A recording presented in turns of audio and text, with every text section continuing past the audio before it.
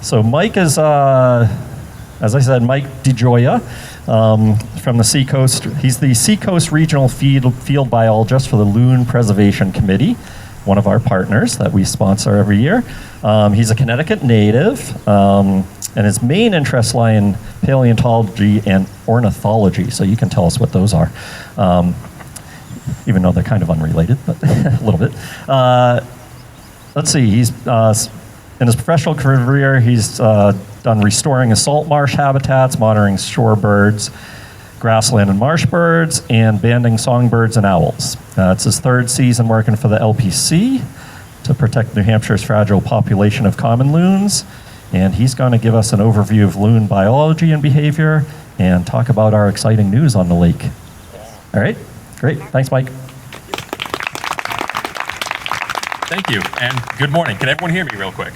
Yes. Perfect. Well, Jim stole my intro, so I'm Mike. I'm the Seacoast Regional Field Biologist for Loon Preservation Committee. This is my third season with LPC. Very happy to be here, very happy to work with loons, and hopefully you'll learn something new today. Now, in 1975, there were less than 100 breeding pairs of loons in the state of New Hampshire. And so LPC was founded to address this startling decline in their populations in the years prior. In the years since, we've worked to protect and restore their historical population and habitat, as well as work with the public to educate them and get them to help us with our work. Now, first things first, what is a loon? Loons first appear in the fossil record about 45 million years ago, along with many other groups of birds. Today, there are 5 species of loons: the common loon, the yellow-billed, Arctic, Pacific, and red-throated loon.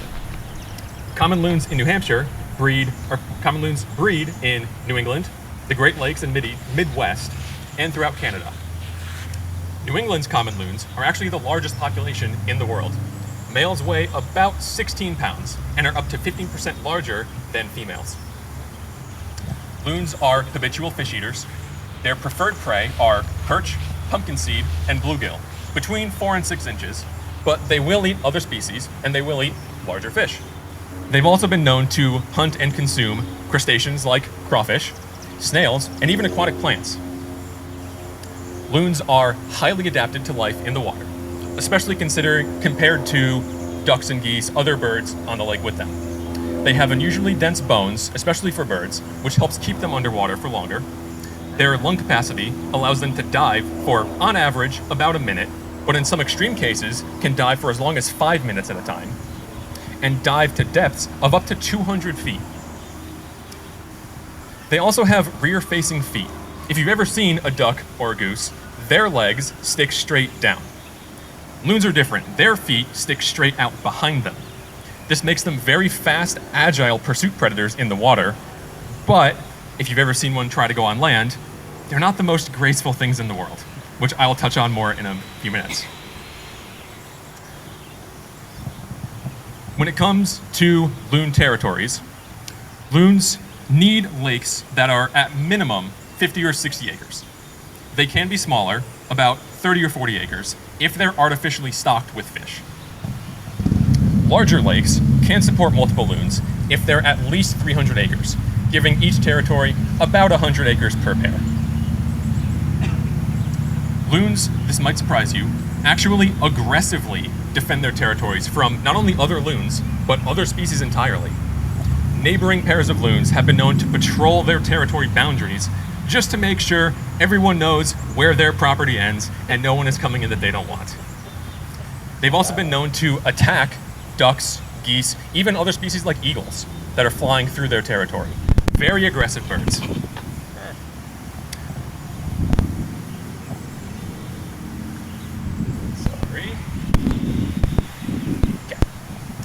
One of the most striking aspects of a loon's biology is, of course, their calls. There are 4 main categories of calls we associate with certain behaviors with loons. The first, and I want to see if this will work, is what we call the hoot.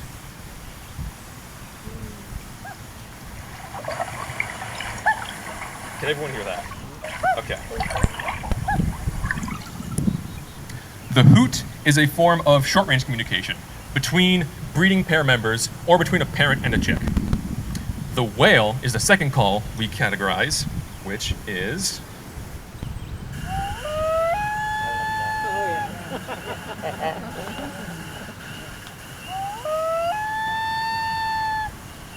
I'm sure you've all heard that one before. Right. Okay, stop. The whale is more of a long-range communication. If a pair member is on one end of the lake, the other's on the other, they'll wail just to see where everybody is. Loons have to spend most of their time fishing. A single loon will consume up to 2 pounds of fish every day. And so to maintain that metabolism, they have to fish almost constantly. You might see a loon preening on the water, however. Preening is a self-care maintenance routine in which they spread oil from a gland at the base of their tail over their feathers. Part of preening is what we call a belly roll. You might see a loon tilt onto its side to get at its breast and belly feathers. Loons will preen for anywhere between a minute and up to a half an hour. It is critical to maintain the health of their feathers so they can swim and fly properly. Another aspect of preening is what we call bathing. We often get calls about bathing loons because it looks like it's a loon in distress. It involves them rolling around, thrashing in the water, beating the water with their wings. It looks like it's tangled in fishing line and trying to escape. But it is perfectly natural and just something that people don't see very often.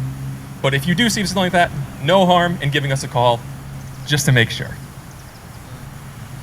You might also see loons sleeping on the water. Loons rarely sleep on land. Loons rarely go on land in general, so they have to sleep on the water. They'll spend up to 15 minutes at a time sleeping, and that posture is simply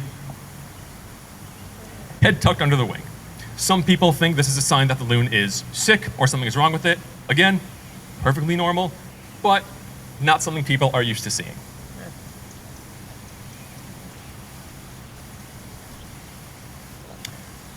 Going back to territorial behavior, the third call we categorize is what we call the tremolo.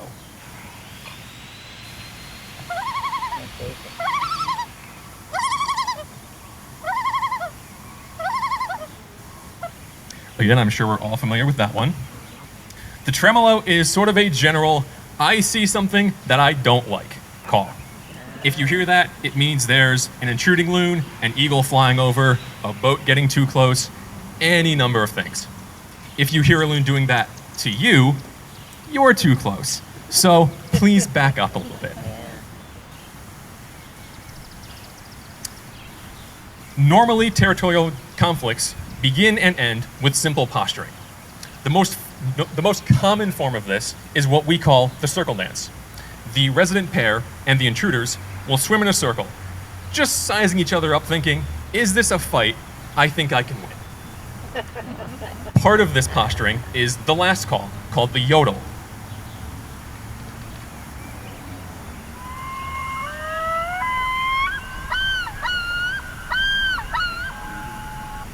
Again, I'm sure we've all heard that one before.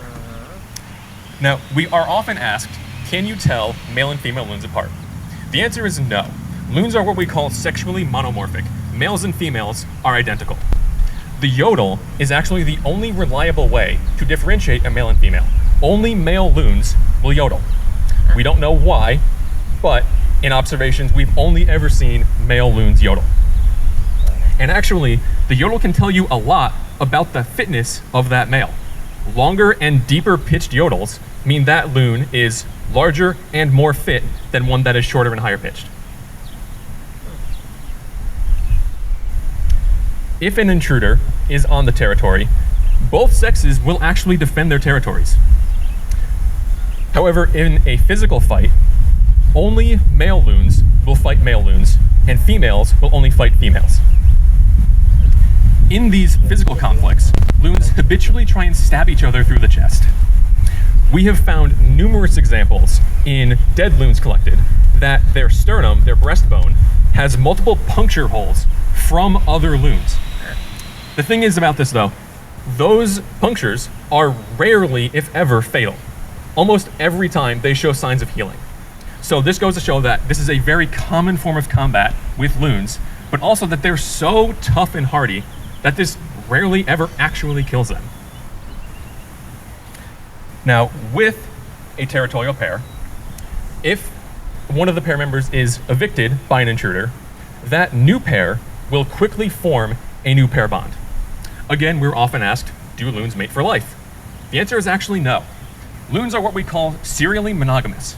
They only have one partner at a time, but they will readily accept a new partner if theirs dies or is evicted or any number of things happens to it. We normally observe pairs together for about 5 years, but we've observed some pairs together for up to 17 or more years. It just depends on how long the loons live, if it should die or get evicted, stuff like that. With a pair, ideally, you get a nest. The ideal spot for a loon nest is on an island with a good wide view of their whole territory. But loons are opportunistic. If they don't have access to an island, they will nest in a marsh, as our pair did this year. They'll nest on floating bog mats, on sandy beaches, pretty much anywhere. I have seen loons nest in the worst possible spots, and somehow they make it work. Most often, loon nests are a nest bowl made of mud and other debris pulled up from the ground in the water.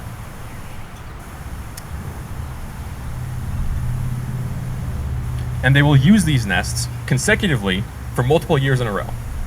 Interestingly, we know from observing banded loons that males are actually the ones that determine where the nest is built. In pairs where a new male comes in, we've seen almost in every case, the nest is built in a brand new spot on the lake. Whereas if it's a new female, the nest is almost always in the same spot it has been historically.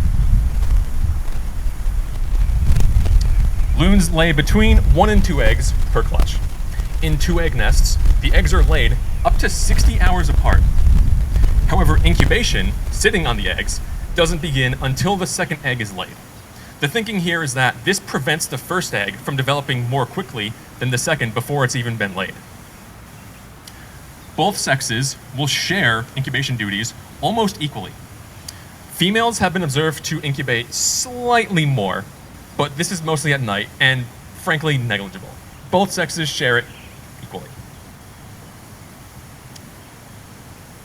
Nest exchanges between pair members occur at fairly regular intervals and can take up to a half an hour. So sometimes if you know there's a pair nesting and you see them out on the water together, this doesn't necessarily mean the nest has failed. This just means they're taking their time with one of them waiting to get back on. Unfortunately, as with our pair this year, they were seen off the nest frequently because the nest did ultimately fail. It is very common to see first-time nesting loons, which these are, to have their nest fail. They simply don't really know how to do it yet and don't take very good care of it, or just don't build it in a good enough spot. There's not a whole lot of good spots on the lake. I think they picked a pretty good spot, all things considered, but it seems as though some sort of predator got to it, most likely an otter or something like that. The good news is that since they nested once, they will more than likely be back next year, hopefully with a little bit more experience to probably get the job done with at least a chick. So, cause to be optimistic, at least. Now, ideally, with a nest, you have the eggs. Incubation lasts for, on average, about 27 days. And after those 27 days, you have chicks. In 2-egg clutches, eggs hatch up to 24 hours apart. Chicks are what we call semi-precocial, meaning they're able to swim within a few hours of hatching as soon as their down dries, but they still rely on their parents for food. You'll often see young chicks back riding one of their parents. This accomplishes a few things. The first is protection from predators. Believe it or not, there's a lot of things in the water that want to eat a little loon chick. Riding on your parent's back protects you from those predators. The other is that it helps the chick conserve heat and energy. Loon chicks grow very fast and have to conserve as much energy as possible in order to have the best possible chance of maturing in time to migrate in the fall.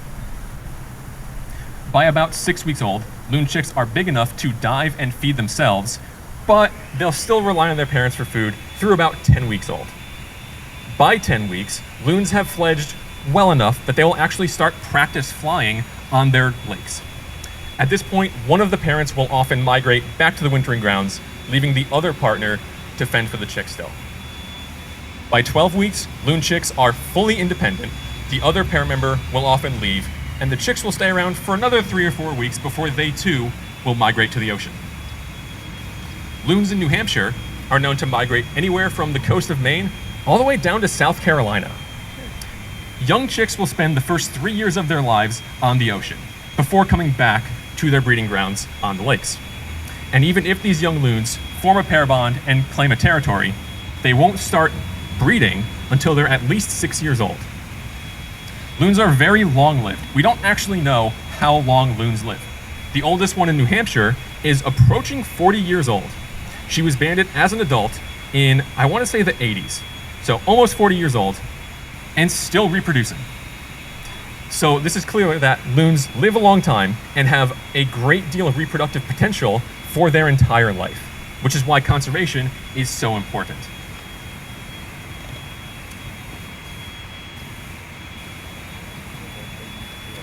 Speaking of conservation, loons in New Hampshire are considered state threatened, in part due to LPC's own data. As I said, in 1975, there were less than 100 breeding pairs in New Hampshire, less than 200 individual loons. Last year, we recorded 370 breeding pairs. However, research suggests that the maximum capacity for adult loons in New Hampshire is 1,200 individuals, or 600 breeding pairs. Our population, as of last year, is only about 60% of that theoretical maximum. So clearly, there is still a ways to go. Loons do have natural threats on the water, obviously. Predators. Adult loons are mostly safe from all predators. Bald eagles have been known, on rare occasions, to go after an incubating loon sitting on a nest. Loon eggs are much more vulnerable. Just about anything you can think of will take a loon egg. An eagle, a gull, a crow, raccoons, opossums, otters. This was actually the first year we recorded a bobcat getting onto a loon raft and taking the eggs. This was on Lake Chocorua earlier in the summer. Never been seen before. However, those rafts are actually a very effective tool that we use to manage loon populations. They act as a reasonable facsimile for an island nesting habitat. Our protocols, unfortunately, are fairly strict for where we will actually put rafts. I think Sunset would be a reasonable candidate for a raft if the loons here continue to fail to nest. But we will have to wait and see and let them at least try for a few more years to make a natural nest. Loon chicks are also very vulnerable to predators. Again, bald eagles have been known to go after loon chicks, snapping turtles, even large fish. I want to make a point though. Bald eagles might be considered the main predator of loons, but at LPC, we are very pro-eagle. Eagles are just as much a part of the ecosystem as the loons. Some people really dislike eagles, and we try to do positive public relations for the eagles. But we do like to stress that eagles are not villains. They're living their lives just like the loons are. Everyone is clear on that? Okay. Obviously, though, the main threat to loons is human activity. And by far the single leading cause of death in loons is lead poisoning. It is estimated that between 1989 and 2012, lead poisoning caused a 43% decline in loon populations in the state. Since 1975, 202, or 41% of all dead loons collected by LPC have died due to lead poisoning. And in every single case, the lead tackle that was ingested that killed the loon is from recent fishing activity. In none of these cases has lead tackle been dormant in the lake and then been ingested. It is always due to an angler recently, in the last week, month, sometime over that summer, using lead tackle, losing it, and ending up in the digestive tract of a loon. Thankfully, LPC has been instrumental in getting the use and sale of lead tackle restricted and ultimately banned in the state. We also helped implement a first-in-the-nation lead tackle buyback program, wherein anglers can bring their lead tackle to a number of retailers throughout the state and get a voucher for lead-free tackle to use on the lakes. Since 2018, when the program began, we have collected more than 10,000 pieces of lead tackle and saved a countless number of loons in the process. Other human activities include shoreline development. Oftentimes, shoreline development can destroy what would otherwise be ideal loon nesting habitat. This is just a consequence of more people want to live on the lakes. Not much you can do about that, unfortunately. That's why we have the rafts, though. Loons are also vulnerable to water level fluctuations. On some lakes that are dammed, their nests can only be built where there's land available. If the water level raises too much because the dam is boarded up, the nest can flood. If it drops too low because of a drought, which we are still in, the loons actually might not be able to get back to their nests. As I said, loons are not good on land. They have to build their nests within a few feet of the water's edge. So, water level drops too far, they physically cannot get back to the nest. The last thing I'll touch on is, what can you do to help the loons?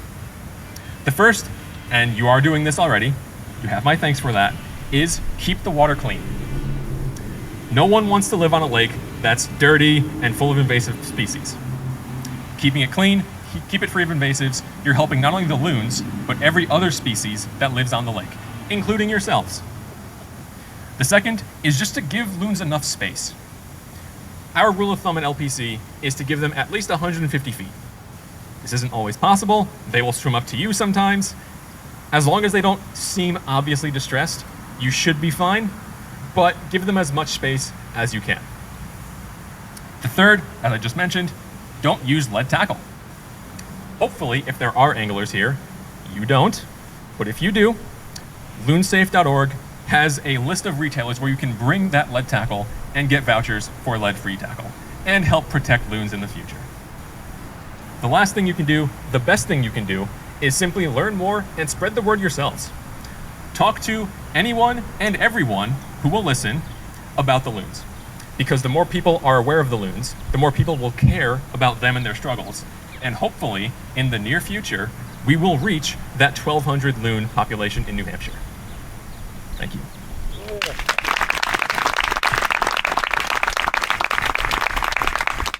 Any questions?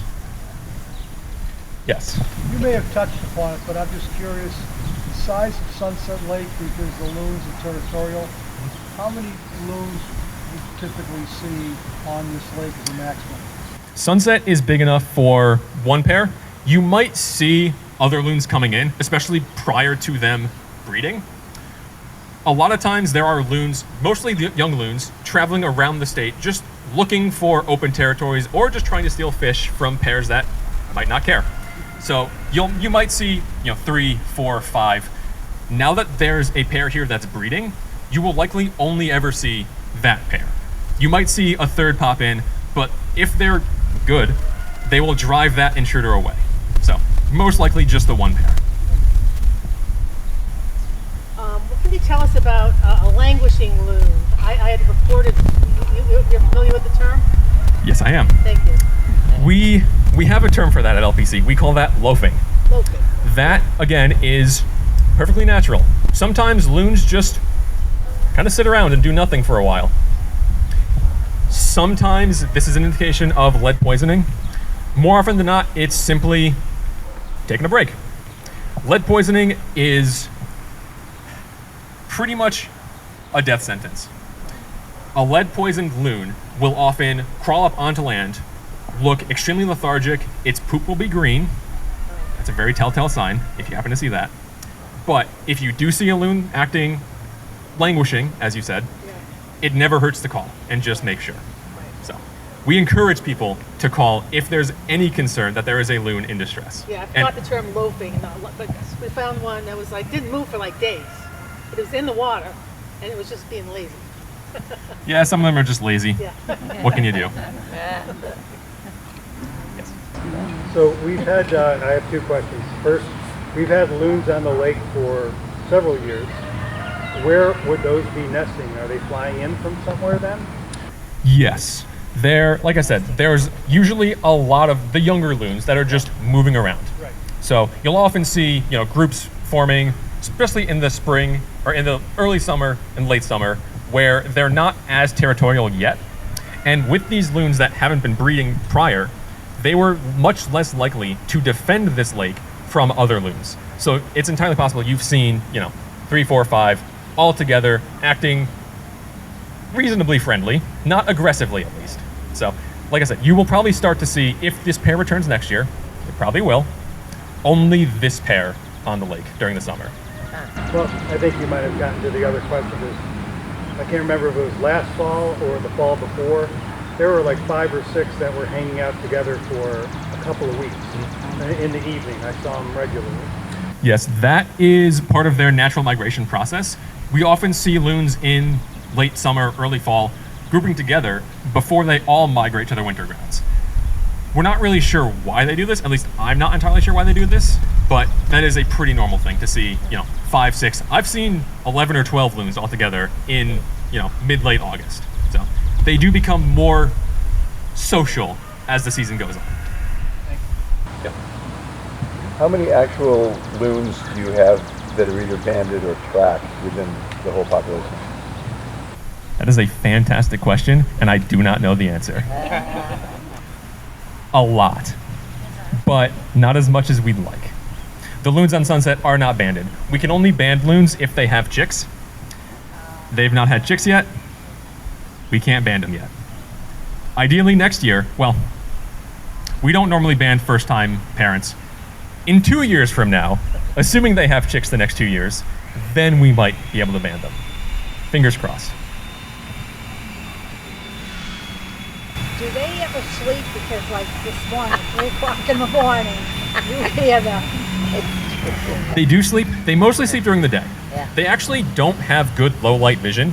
So at night, they're usually spending all night looking out for predators or, anything else that might disturb them. They'll sleep during the day because they can actually see during the day. So you will hear them pretty much all night.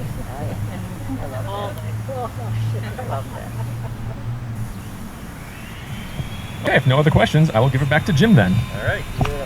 Thank you very much, Mike. That was awesome.